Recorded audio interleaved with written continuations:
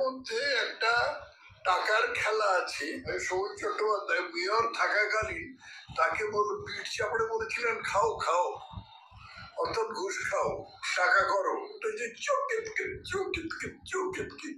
মানে যে খেলাগুলো বাচ্চা মেয়েরা খেলে, 6-7 বছরের বেশি বয়সের মেয়েরা খেলে না, সেই খেলা খেলছে একটা আদমুড়ো পুরোপুরি বুড়ো একটা লোক। কি করে মমতার পায়ে আরো বেশি তেল ঢালা যায়, অভিষেকের পায়ে আরো বেশি তেল ঢালা যায়।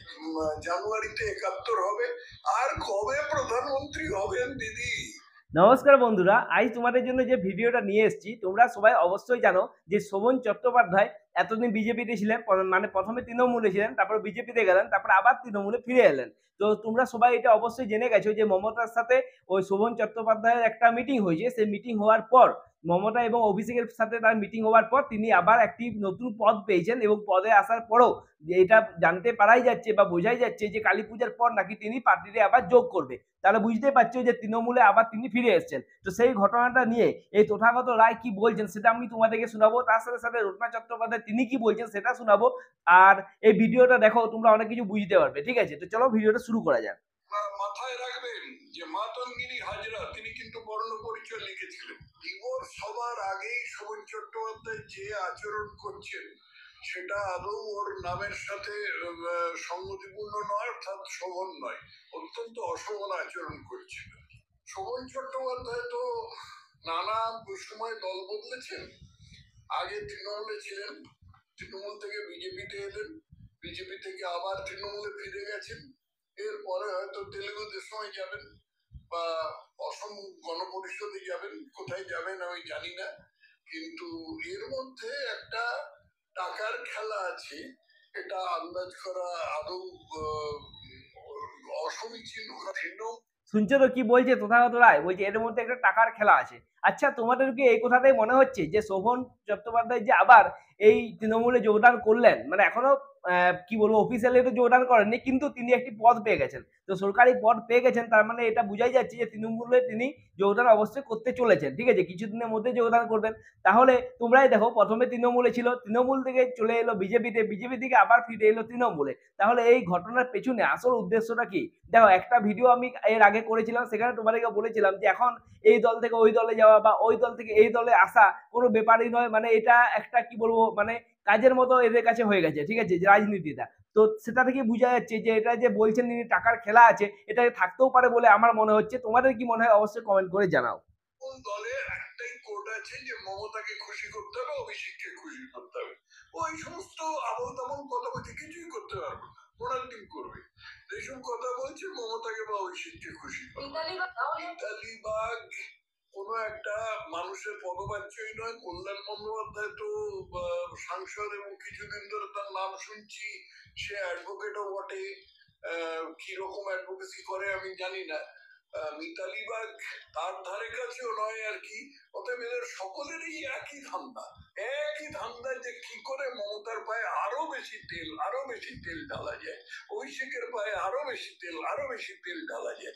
আচ্ছা, এখানে ইনি যার কথাটা বললেন কল্যাণ বন্দ্যোপাধ্যায়, তোমরা সবাই জানো তিনি হুমকি দিয়েছিলেন ওই সুকান্ত মজুমদারকে যে শ্রীরামপুরে যদি তার ক্ষমতা থাকে এসে দেখাক বা সেখানে সভা করে দেখাক। কিন্তু আমরা সবাই দেখেছি শ্রীকান্ত মজুমদার কি করলেন, সেখানে বাইক মিছিল করে দেখালেন, ভাষণও দিলেন। তো ওই কল্যাণ বন্দ্যোপাধ্যায় তিনি কিছু করতে পারলেন না। তারপর যখন তাকে সাংবাদিকরা প্রশ্ন করলো যে আপনি তো বলেছিলেন এখানে এসে দেখাক, তো ও কি বললো যে ছুঁচো মেরে হাত গন্ধ করবো না, সেরকম একটা কথা বলে দিল। তো তাহলে তোমরা বুঝতেই পারছো যে এই ঘটনাটা নিয়ে এখানে তথাগত রায় বলছে। তো যেটা বললো যে এটা সমস্ত ব্যাপারটা হচ্ছে তৃণমূলকে খুশি করা বা মমতা ব্যানার্জিকে খুশি করা বা অভিষেককে খুশি করা। তোমাদেরকে এটা মনে হয়? অবশ্যই তোমরা কমেন্ট করে জানাও। এরপর দেখো কি বলছে সেটা শোনো। এটাই হচ্ছে এই সমস্ত তৃণমূলের যত ফড়ে আছে, এই ফড়েদের একটাই উদ্দেশ্য। তৃণমূল দলটা বুঝতে হবে যে একটি মানুষের এক্সপ্যানশন। মমতা বন্দ্যোপাধ্যায়কে প্রসারণ করলে যা হয় সেটা হচ্ছে তৃণমূল দল। মমতা বন্দ্যোপাধ্যায় নেই তো তৃণমূল দলও নেই। বাকি ফোরেদের কথায় কিচ্ছু এসে যায় না। এদের কথার একমাত্র উদ্দেশ্য হচ্ছে মমতা এবং অভিষেকের পায়ে তেল ঢালা। এই মহিলা এই কথাটা কিন্তু একদমই সত্যি যে তৃণমূলে কিন্তু প্রধান এবং এক নম্বর যে হচ্ছে সে হচ্ছে মমতা ব্যানার্জি। এটা সবাই জানে। তৃণমূল থেকেও আমরা অনেকবার শুনেছি, তারা তাদের যে সমস্ত পার্টির লোকেরা আছে তারাও বলে যে আমাদের কাছে সবার আগে হচ্ছে মমতা ব্যানার্জি। তাহলে এই কথাটা যে তথাগত রায় বললেন সেটা কিন্তু একবারে ঠিক যে তৃণমূল মমতা ব্যানার্জি ছাড়া কিন্তু কিছুই নয়, বা বাকি যেসব তৃণমূলের নেতারা আছে এই মমতা ব্যানার্জিকে বাদ দিয়ে দিলে তৃণমূলে কিন্তু কিছুই থাকবে না। আর তোমরা এটাও এখন বলতে পারো যে মমতা ব্যানার্জির পর অভিষেকের স্থানটা কিন্তু সেখানে আছে। তাহলে এই অভিষেক আর মমতা এদের দুজনকে মিলেই হচ্ছে তৃণমূল, এটা আমার মনে হচ্ছে। তোমাদের কি এটা মনে হয় না? তোমরা অবশ্যই জানাও। দেখো এই তথাগত রায় কিন্তু এই কথাটাই বললেন যে এই এরা দুজন মানে এরা তো দুজনকার নাম নিলেন না, ইনি যেটা বললেন যে মমতা ব্যানার্জি হচ্ছে তৃণমূলের সব, প্রথম এবং শেষ কথা হচ্ছে তৃণমূল। প্রধান গুণ হচ্ছে বা অন্যতম প্রধান গুণ হচ্ছে ঝুড়ি ঝুড়ি মিথ্যে কথা বলা।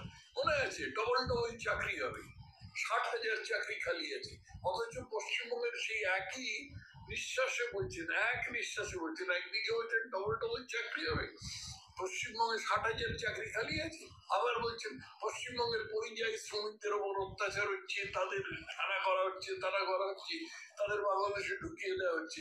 তাহলে পরিযায়ী শ্রমিক আছে কেন? আপনি যদি ডবল ডবল চাকরি দিতে পারেন আর 60,000 চাকরি আপনার পকেটেই থাকে বা কোচরেই থাকে, তাহলে পরিযায়ী শ্রমিক আছে কেন? এই ছুরি ছুরি মিথ্যে কথা এবং সংগতিহীন মিথ্যে কথা বলা, এটা ওর একটা অন্যতম লক্ষ্য।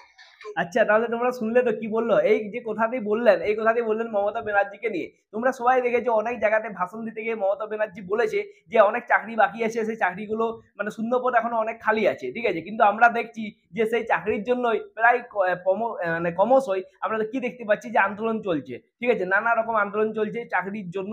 আর তাছাড়া আরেকটা কথা যেটা তথাগত রায় ইনি বললেন যে এই পরিযায়ী শ্রমিক যদি এতই চাকরি এখানে ফাঁকা থাকে বা এতই যদি শূন্যপদ ফাঁকা থাকে, তাহলে পরিযায়ী শ্রমিকের একটা প্রবলেমটা কি জন্য হচ্ছে, মানে পশ্চিমবঙ্গের মানুষকে বাইরে কেন যেতে হচ্ছে পরিযায়ী শ্রমিক হয়ে কাজ করতে, সেখানে যদি এতই প্রবলেম যে বাইরে কাজ করতে গেলে তাদেরকে বাংলাদেশি বলে বাংলাদেশে পাঠিয়ে দেওয়া হচ্ছে, তাহলে তাদেরকে তো বাংলাদেশ আমাদের মানে পশ্চিমবঙ্গ ছেড়ে যাওয়াই উচিত নয়, কারণ যেহেতু এখানে অনেক কাজ বাকি আছে, অনেক চাকরি বাকি আছে, তাহলে এটা এখানে এদের তো মানে যাওয়ার কোনো কথাই হয় না। সেই কথাটা এখানে বলছেন যে মমতা ব্যানার্জি ঝুড়ি ঝুড়ি মিথ্যা কথা বলেন বা অনেক মিথ্যা কথা বলেন, যা তার মনে আসে তিনি বলে দেন।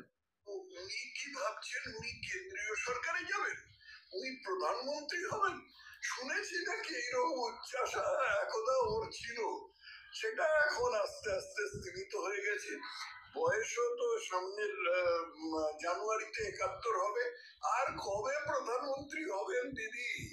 গদি মিডিয়া থাকবে, যাকে আপনি গদি মিডিয়া বলছেন তারা গদিই থাকবে, আপনি কিছুই করতে পারবেন না তাদের মুখ্য। শুনলে তো কি বললো যে আর কবে প্রধানমন্ত্রী হবেন দিদি, মানে তিনি একটু খোঁচা মেরে দিলেন। কি জন্য খোঁচা দিলেন তার আসল কারণটা তোমরা সবাই জানো, যে ইন্ডি জোট করে মানে তৃণমূল থেকে শুরু করে কংগ্রেস থেকে শুরু করে সমস্ত দলেরা ইন্ডি জোট করছে এবং আমাদের যে প্রধানমন্ত্রী মোদী আছে বা বিজেপি আছে তো তাদের সাথে লড়াই করছে। কিন্তু এদিকে পশ্চিমবঙ্গে আমরা কি দেখছি তার উল্টোটা, পশ্চিমবঙ্গে এরা সবাই কিন্তু নিজের নিজের দল করে নিচ্ছে, মানে নিজের নিজের দলকে এরা প্রাধান্য দিচ্ছে। তোমরা দেখেছো এখানে তৃণমূল একা ভোটে লড়ে, সিপিএম একা ভোটে লড়ে, কংগ্রেস একা ভোটে লড়ে, কিন্তু যখন রাজ্যের মানে কেন্দ্রের রাজনীতি আসে বা দিল্লির রাজনীতি আসে তখন আমরা কি দেখেছি এরা সবাই একজোট হয়ে লড়ে। আর সেখানে প্রধানমন্ত্রী হওয়ার একটা ইচ্ছা এখানে রাখেন মমতা ব্যানার্জি, আমরা সবাই সেটা জানি। তো সেটাই ইনি বলছেন যে এনার তো বয়স 71 বছর চলে এলো, তাহলে আর কবে প্রধানমন্ত্রী হবেন? তোমাদের কি এটাই মনে হয় যে দিদি কি আমাদের ভারতের কবে প্রধানমন্ত্রী হতে পারবেন, না আমাদের পশ্চিমবঙ্গের মুখ্যমন্ত্রী হয়ে তাকে সন্তুষ্ট থাকতে হবে, না 2026 এসে মুখ্যমন্ত্রী আর থাকতে পারবে না? সেটা অবশ্যই তোমরা কমেন্ট করে জানাও। এরপর বাকিটা চলো শোনা যাক। এমনি অগণিত গুণ আছে, উনি রাজনৈতিক নেত্রী তো বটেই, তাছাড়া আমরা জানি যে উনি একটা ভাষাতাত্ত্বিক, উনি 25-26টা ভাষা জানেন, উনি একজন কবি, উনি একজন গীতিকার, উনি একজন চিত্রকর, এইসব নানা রকম গুণ একটা জানি। আজকে আমরা জানলাম যে উনি একজন জিওলজিস্ট বটে, অর্থাৎ উনি একজন ভূতাত্ত্বিক। এই ভূতাত্ত্বিক বলে উনি একটা নতুন সূত্র বার করেছেন যে বিজেপির গাড়ি যদি যায় তাহলে পাহাড়ের ক্ষতি হবে, কিন্তু তৃণমূলের গাড়ি গেলে পাহাড়ের কোনো ক্ষতি। এমনিতে তো মমতা এখন খুব অসম টলটলায়মান, 2026 নির্বাচনে কি হবে সেটা সম্বন্ধে গভীর সন্দেহ আছে। এমনিতে যেরকম এখন মানে সমস্ত প্রশাসনিক কাজ ছেড়ে দিয়ে এখন উনি শুধু ভোটের কাজই করছেন, এর তার নামে সব নানা রকম মিথ্যে কথা বলছেন, কেস দিচ্ছেন, সব করছেন আর কি। তাহলে তোমরা তথাগত রায়ের পুরো ঘটনাটা শুনলেন না, কথাগুলো যেগুলো তিনি বললেন সেগুলো তোমরা শুনলে, ঠিক আছে। প্রধানত যেটা বললেন শোভন চ্যাটার্জি, তো তার এই দলে আসার ব্যাপারে তার একটা যেটা মন্তব্য সেটা তিনি বললেন যে টাকার একটা খেল থাকতে পারে, ঠিক আছে। তোমাদের কি এটা মনে হয় না সেটা তোমরা কমেন্ট করে জানাও। তাছাড়া মমতা ব্যানার্জিকে নিয়ে তিনি যে কথাগুলো বললেন সেই কথাগুলো তোমাদের কেমন লাগলো সেটাও কমেন্ট করে জানাও। এরপর আমি তোমাদেরকে শোনাবো এই রত্ননাথ চট্টোপাধ্যায় ইনি কি বলছেন, ঠিক আছে। এই শোভন যে তৃণমূলে আবার ফিরে এলো সেইটা নিয়ে ইনার কি মন্তব্য বা ইনি কি বলছেন সেটা চলো এবার শোনা যাক। অশান্তি করার মহিলা নয়, অতএব ওর থেকে ডিসিশন নিতে হবে না। আমরা যদি ওকে কোনো পদও দিই রত্নাকে এসে চেঁচামেচি করে ঝগড়াঝাটি করবে না। শোনো একটা কথা বলি, বিজেপিতে গেছিল দুজনে দুখানা বেহালা পূর্ব বেহালা পশ্চিম চাই চাই করে চেঁচিয়েছে, বিজেপি যায়নি, দল থেকে চলে গেছে, আবার দল থেকে আবার এই দলে এসছে। তো ওনারা যা চাইবেন সেই দলকে সেটা দিতে হবে, এরকম মহান কোনো কাজ এখনো অব্দি বৈশাখী ব্যানার্জি করেনি। আচ্ছা, তাহলে তোমরা শুনলে তো কি বলছে, যে এই শোভন চ্যাটার্জি আর তার সাথে সাথে বৈশাখী এরা দুজন কিন্তু একসাথে দল ছাড়ে। মানে যখন তারা তৃণমূল থেকে বিজেপিতে গেছিল একসাথে গেছিল, আবার বিজেপি থেকে তৃণমূলে আসছে। তো এটাই সাংবাদিকদের প্রশ্ন করছে যে তাহলে কি এবারও কি বৈশাখী তার সাথে তৃণমূলে ফিরে আসছে, না এমনটা দেখতে পাওয়া যাবে যে তিনি একাই এবারে চলে এলেন পদ পাওয়ার জন্য। কারণ এই শোভন চ্যাটার্জি নাকি উনি মানে বৈশাখী ছাড়া পদ গ্রহণ করেন না, ঠিক আছে। তো এটা নিয়ে একটা এদের মধ্যে কথাবার্তা চলছে। তো রত্না কি বলছে সেটা তোমরা শুনতেই পাচ্ছ, হয়তো সাউন্ডটা একটু তোমরা কম এখানে পাচ্ছ, তাহলে একটু মন দিয়ে শুনো বুঝতে পারবে, ঠিক আছে। সাউন্ডটা এখানে একটু কম এসছে, তো একটু মন দিয়ে শুনো। তাই জন্য আমি চাইলেই পেয়ে যাবো, সেটা না করাই ভালো। বিজেপি বলেছে দুটো টিকিট দেবো না, যে কোনো একজন টিকিট পাবেন। শোভন চ্যাটার্জিকে আমরা দেবো, তাও বেহালা পূর্ব না, রত্না চ্যাটার্জির বিরুদ্ধে দেবো না, বেহালা পশ্চিমে দাঁড়াতে হবে। ও শোভন চ্যাটার্জি বলেছে যে না বৈশাখীকেও দিতে হবে, নাহলে আমি দাঁড়াবো না। যেরকম বিজেপি মানেনি সেরকম তৃণমূলও মানবে, তুমি ভেবে নিচ্ছ কি করে? আমার মনে হয় না। সে শোভন চ্যাটার্জি একবার ভুল করে বুঝে গেছে যে বিজেপিতে গিয়ে উনি কি ভুল করেছিলেন। ওই তৃণমূলেই জায়গা হবে, আর কোথাও হবে না। অতএব ওইসব আইএস মাইএস সব কিছু করবে না। এবার দলীয় পার্টিতে বিজেপি যেমন দেয়নি দুজনকেই, তাই ওরা বেরিয়ে এসছে। এবারে এখানে কি কথা হয়েছে সেটা আমি বলতে পারবো না, মমতাদি বা অভিষেক কবি কি বলেছে, বুঝতে পেরেছো? হয়তো উনি ভেবেছেন যে না আমি নিয়ে নিই, কারণ বৈশাখী বৈশাখী করে আমার বেসিক্যালি কিছু হচ্ছে না।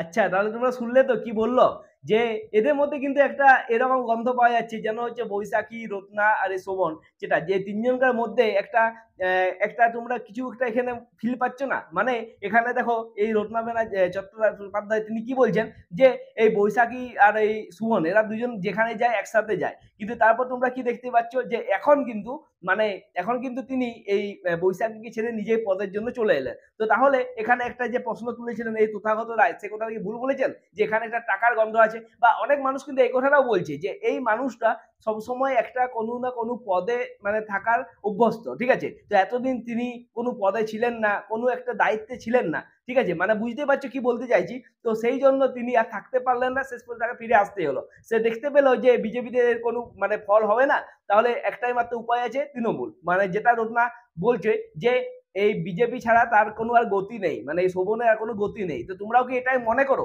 অবশ্যই তোমরা কমেন্ট করে জানাও। পুরো ভিডিওটা আমি তোমাদেরকে দেখালাম। তো তোমরা এবারে জানাও যে কার কথাগুলো তোমাদের কেমন লাগলো, মানে এই তথাগত রায়ের কথা কেমন লাগলো, রত্না চট্টোপাধ্যায় যে কথাগুলো বললো সেগুলো কেমন লাগলো। তাহলে অবশ্যই কমেন্ট করো। ভিডিও যদি ভালো লাগে ভিডিওটা লাইক করো, শেয়ার করো, চ্যানেলটা সাবস্ক্রাইব করো। দেখা হচ্ছে নেক্সট ভিডিওতে, ততক্ষণের জন্য নমস্কার।